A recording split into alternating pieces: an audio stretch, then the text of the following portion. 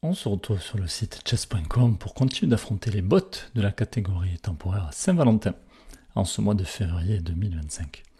On a déjà affronté Cœur à prendre, alias Martin, le bot ghosté 875 Elo et Edith Géron classé 1350 Elo. Alors autant on avait été surpris par le beau visage affiché par Cœur à prendre pour son classement, autant le bot ghosté finalement a fait une partie digne de son Elo, on va dire. Donc on va voir ce qu'il en est pour Digiron, affiché à 1350 Elo. Et comme d'habitude, on laisse l'ordinateur choisir la couleur des pièces, et on y va. On se retrouve avec les pièces noires une nouvelle fois. Ronde court avec D4. Alors souvent on répond par D5. On peut pas jouer F5 pour voir un truc un peu différent. Bon, j'ai aucune connaissance honnêtement sur F5. On va essayer de jouer au feeling. Bon, on se doute que Ron va me venir mettre le fou sur cette diagonale, donc attention à ce pion ou à la tour qui peuvent être fragiles. Je me demande si je dois jouer à D5. Je vais le faire peut-être même pour jouer C6. Ron qui pousse au centre.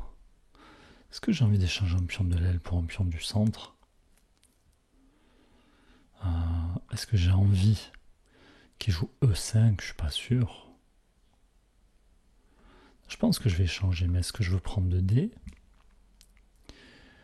Ou est-ce que je veux prendre de F?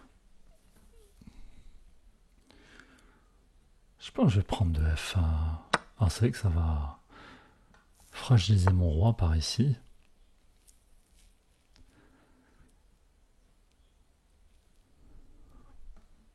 Je vais d'ailleurs sortir mon fou. Comme ça, sur les dames échecs, je pourrais replacer mon fou juste au cas où. Développer le cavalier. Ou si ça m'est égal, si on pousse, mettre le fou en fianchetto. L'adversaire qui propose d'échanger les fous. Moi, ça me va, j'ai commencé à installer des pions sur case blanche. Je peux aussi juste trouver une meilleure case pour ma dame. Défendre mon fou. L'impression qui est mise. Mais bon, pour le moment, c'est tenu par mon cavalier. Je vais essayer de roquer. Attention, pression qui est mise sur mon pion encore. Donc prise, prise, prise, prise. Bon, ici, ça gagne un pion, je pense. Donc je vais venir prendre. Peut-être que j'installerai un cavalier ensuite. Bon, je montrerai qu'un pion arriéré, là, au centre, qui est peut-être un peu fragile. L'adversaire qui va peut-être pouvoir venir installer un cavalier ici, attaquer ma dame. Est-ce que je dois pas venir embêter ce cavalier? J'ai pas envie de le voir s'installer ici. Et ensuite, je vais renforcer. Je vais renforcer tout ça. Un adversaire qui joue grand roc. Est-ce que j'ai envie de jouer en roc opposé? On va le faire parce que sur petit roc, ça va mettre une tour en face de la dame. Je vais défendre mon cavalier et créer des menaces à travers tout ça.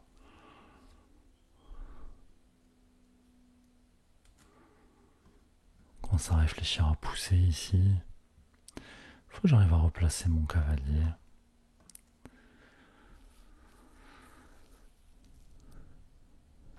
Peut-être qu'il va plutôt venir au centre ou tenir le pion.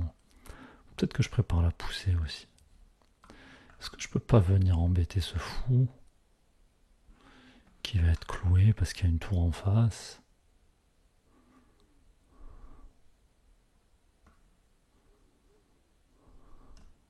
Cavalier qui est protégé. Parce qu'ici je peux pas continuer à mettre la pression.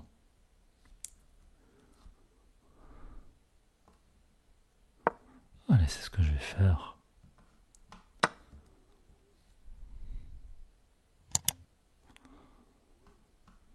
Alors c'est-à-dire qu'il prend, puis ça défend son fou en même temps, donc je vais devoir reprendre tout de suite.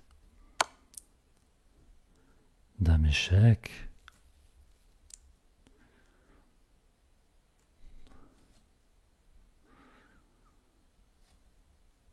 Alors j'ai pas envie de prendre moi. Sinon je risque de perdre mon fou ici.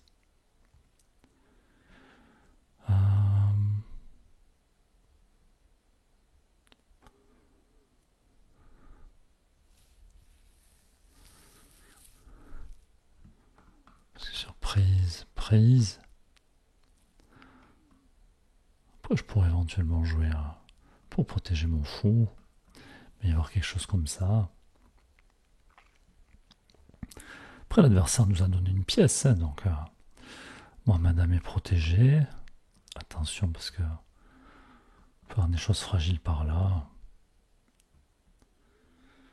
Alors si je pousse le pion, on peut avoir encore des dames échecs. Prise de la tour.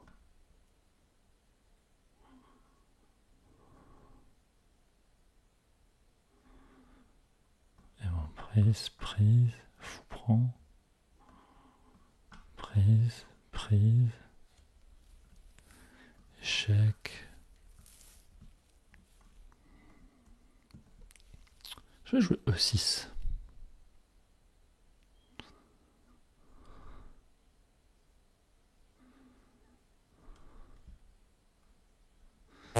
Il détend sur E6, sur dame prend, je jouerai d'abord fou prend fou, puis cavalier prend dame.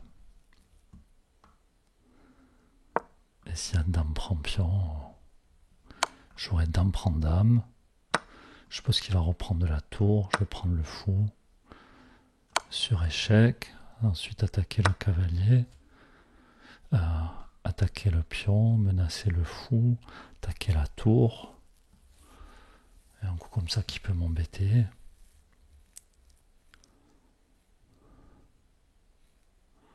Est-ce que c'est pas ma priorité finalement de sauver la tour ici? Et un coup comme ça.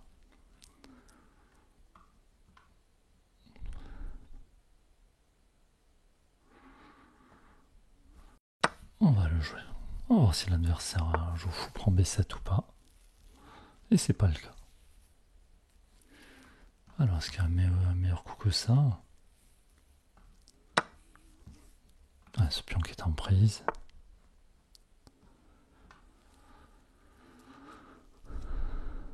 Alors, venir replacer mon cavalier sur une meilleure case.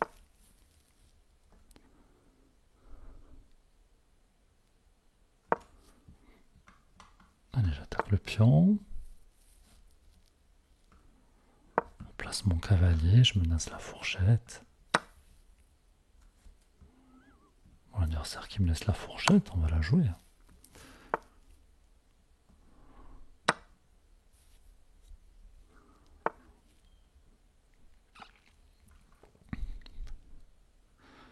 Alors, on va devoir faire attention à ce pion quand même. On va commencer à rapprocher le cavalier. On menace la fourchette pour récupérer le pion. Ah, proposer l'échange des tours juste pour pouvoir récupérer ce pion. Même si au passage j'ai perdu un de mes pions, c'est pas très gênant.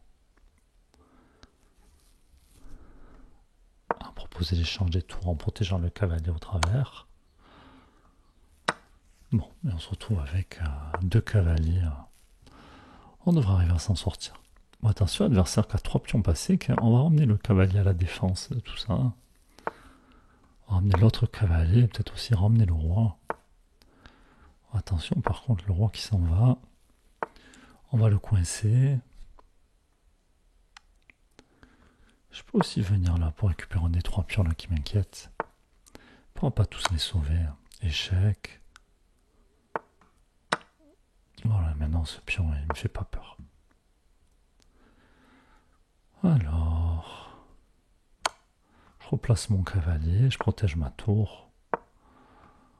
Le roi qui est coupé, je vais pouvoir tranquillement récupérer ce pion. Revenir ici. Et maintenant, on va essayer de finir la partie. Ah, je continue d'empêcher le roi de descendre. Je continue encore, maintenant il est bloqué sur la première rangée. Alors on va essayer de venir finir le travail avec les cavaliers. Cavalier qui contrôle des cases.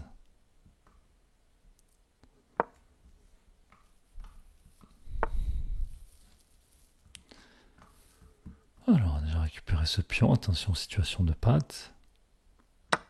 Et bon là le roi peut circuler ici. Alors cavalier contrôle cette case. Mais pas celle-là. Non, je vais venir par ici.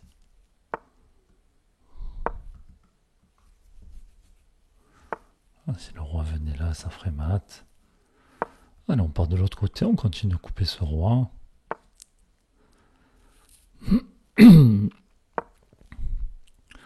Alors, je pourrais venir tout simplement ramener le roi. Hein.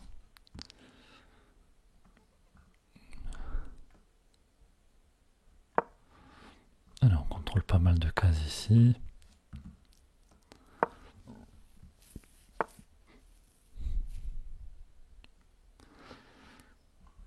Donc, je gâte. En fait, le roi est bloqué sur ces deux cases, puisque si jamais il vient ici, ça fera échec et mat. Avec les cavaliers qui contrôlent. Mince. Qui contrôle tout ça?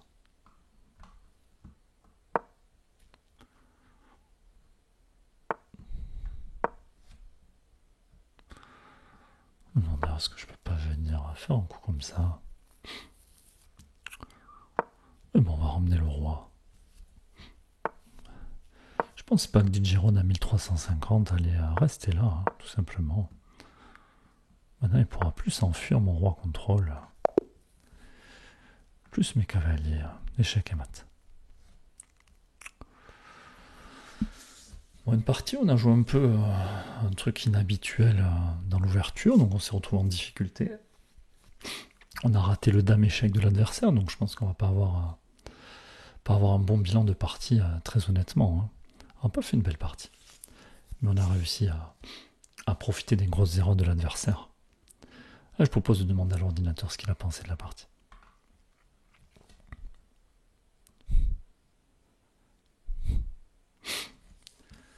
Donc on le voit, on a fait une gaffe, hein, on a joué à peine à 84% de précision.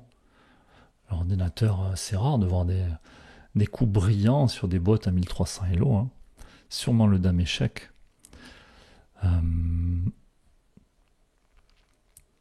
Alors, ouais, notre gaffe à nous. Ouais, je pense qu'ici, on a été ambitieux, on a voulu jouer sur des clouages.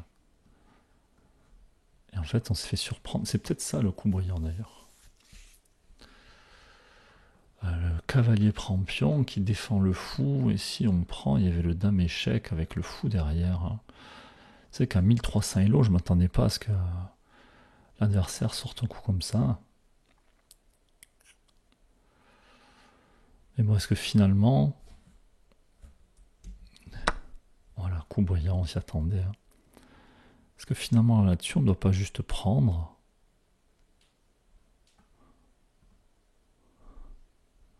Ce cavalier qui est toujours en prise, mais mine de rien, il y a aussi cette menace-là. Hein.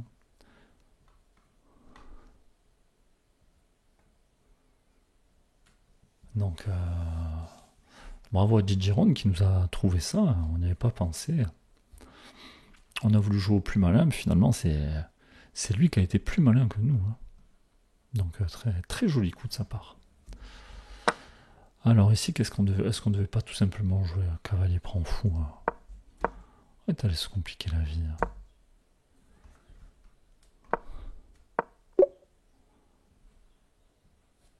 Ah non, tout simplement mais sortir de cette combinaison avec les dames échecs.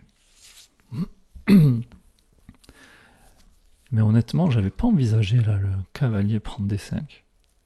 Alors peut-être en partie longue j'aurais réfléchi, mais là, en jouant rapidement comme ça... Puis venant d'un bot à 1300 Elo, je m'attendais pas à ce genre de tactique, donc... Ok, surprenant. Surprenant, comme quoi il faut faire attention en fait. J'ai envie de dire, comme dans les parties face à des personnes, il faut pas se fier aux apparences, il faut pas regarder les classements, il faut essayer de jouer le mieux possible, quel que soit le niveau affiché, quel que soit le type d'adversaire en face. Hein. La preuve, là, on aurait pu... Mais je pense qu'on perd l'avantage là-dessus, sur ce qu'on a joué. Parce qu'à nouveau, avantage blanc... Alors qu'ici, on était bien, léger avantage noir. Et là-dessus... Mais je pense que c'est le seul coup qui donne l'avantage. Pour les blancs. Donc on l'a dit, ils ne peuvent pas prendre. En plus, le fou est cloué. Il y a la dame derrière. On attaque tout le monde. Et finalement, ce coup intermédiaire qu'ajoute un défenseur, waouh! Parce que dans la partie, donc il y a eu ça. On a pris dame échec. Et si j'avais pris la dame, il y aurait aussi échec. Peut-être il aurait fallu jouer un coup comme ça, mais ça devenait compliqué. Enfin, on allait perdre le fou. Seulement que ça redonnait quelque chose comme ça. Ah oui, en plus c'est cloué, j'ai oublié qu'il y avait le fou. Donc là on aurait reculé, on aurait perdu le fou, enfin ça sentait pas bon. Hein. Donc c'est pour cette raison ici que j'ai pas pris la dame, parce que sinon j'allais perdre le fou en fait, tout simplement. Je m'attendais à quelque chose comme ça. Alors quelle est la ressource ici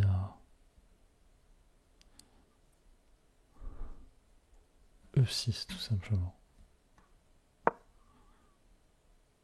Je me suis dit fou.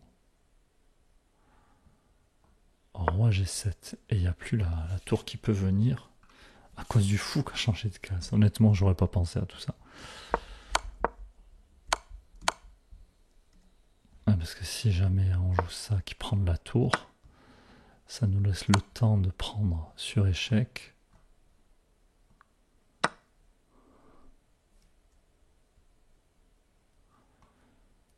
Et ensuite, on peut même reprendre le pion du cavalier.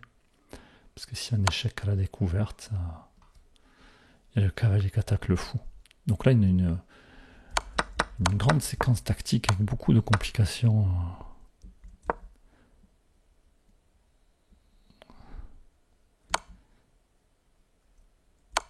Et finalement, le coup qu'on a joué nous, E6, c'était le meilleur coup ici. Hein.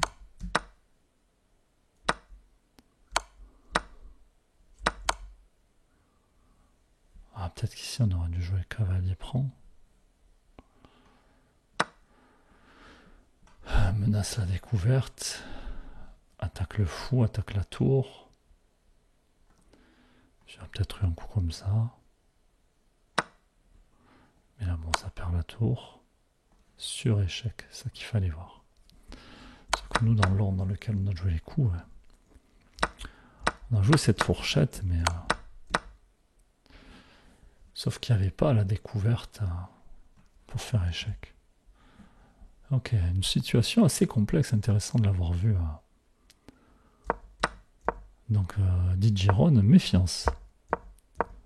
Ouais, pourtant, après, on l'a dit, menacer une fourchette, il est allé prendre un pion, on ne sait pas trop pourquoi. Une fois qu'on avait un gros avantage, il s'est mis à jouer un peu n'importe comment. Voilà pour cette partie où on s'en sort comme on peut, j'ai envie de dire. N'hésitez pas à dire en commentaire si DJ Ron il vous a fait le même genre de mauvaise surprise. Même si vous avez perdu des parties parce que vous l'aviez sous-estimé. Et puis on se retrouve prochainement. À bientôt.